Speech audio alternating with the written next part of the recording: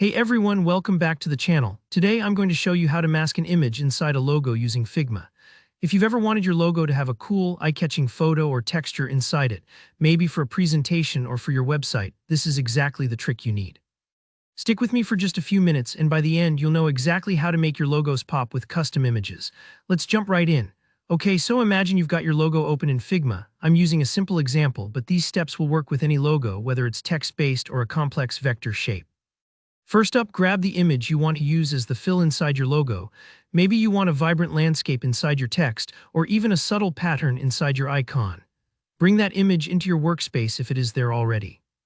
Now here, where it starts to come together, you'll want to make sure your image is visible on the canvas and then reposition it so it overlaps the logo you have. Don't worry too much about being precise just yet. You can always move and scale the image after you mask if you need to. Just get it covering the part of the logo you want it to fill.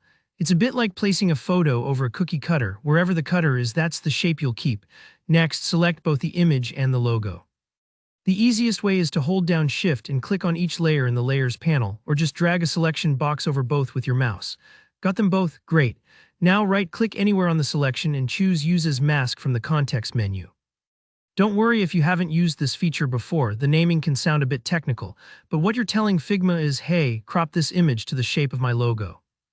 And just like that, boom, your image is now neatly tucked inside your logo, taking on its shape. If it doesn't look quite right, don't panic. You can still double-click to adjust the image position or scale inside the mask so you get the composition just the way you want. Think of it like moving a photograph behind a window until the view is perfect. This simple masking technique is super versatile. You can use it for social media graphics, landing pages, thumbnails, and so much more. And the best part, it's completely non-destructive, meaning you can always go back and tweak either the shape or the image at any time without starting all over. So that's it.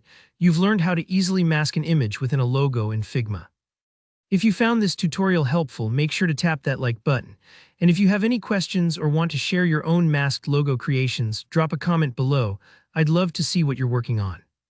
Don't forget to subscribe for more quick, practical design tutorials like this, and I'll see you in the next video. Thanks for watching.